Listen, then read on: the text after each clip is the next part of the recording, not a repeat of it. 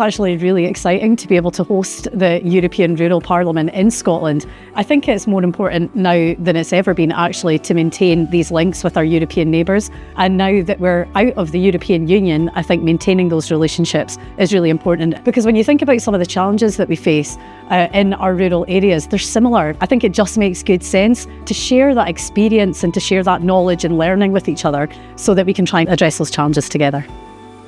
It's just been wonderful to see people from 40 different countries come together with so many shared experiences, and very excited for the opportunities and discussions that the next few days are going to bring.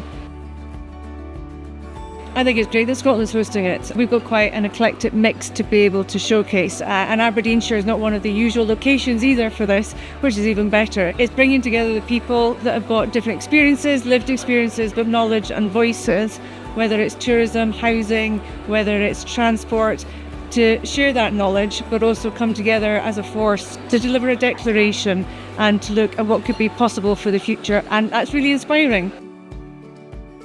At the beginning, I had the impression that would be, because of the parliament and everything, it was something quite formal.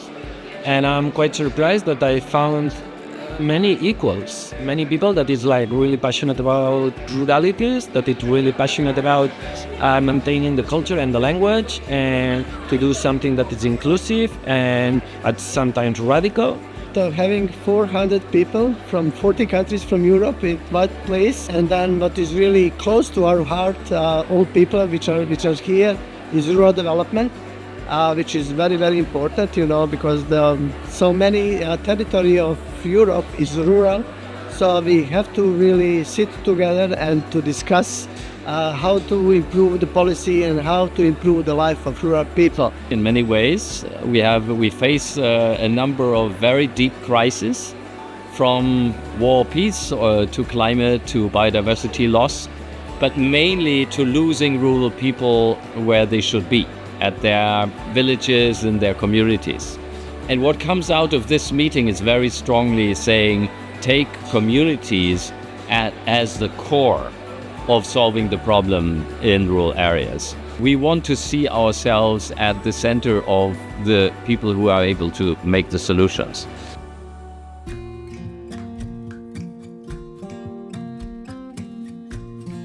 I think events like today help young people be connected, because it shows that everybody becomes united as one.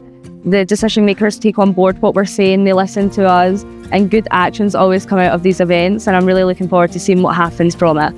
Young people have such a critical role in driving Scotland's future in our rural areas. We do face a lot of challenges at the moment with depopulation, a lack of housing for people. And we really want to hear from young people about what they want to see in their rural communities, in the places that they live. Engaging with young people, hearing those voices is really critical, especially for me as we're looking to develop policy that will hopefully allow that to happen. It's often said that young people are the future, but in fact we're also the present. We have to be part of co-designing the agenda, the policies, everything that was happening and is happening in rural areas. That's why it's important that we are at the forefront of initiatives like this. Today we're delighted to have the very first Michael Dower Awards. So there's been a whole range of groups that have been submitted what they're doing in their communities, which in itself is a great opportunity to see the good work that is going on in communities. It's been really important, I think, for politicians to be reminded that we can, as rural organisations, come together, and that we are a very powerful body.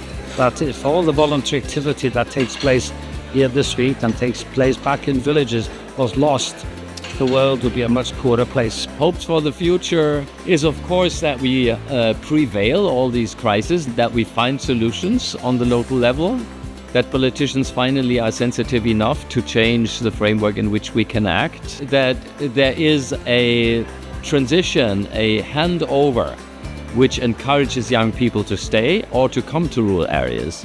And I think that that kind of communication is very important.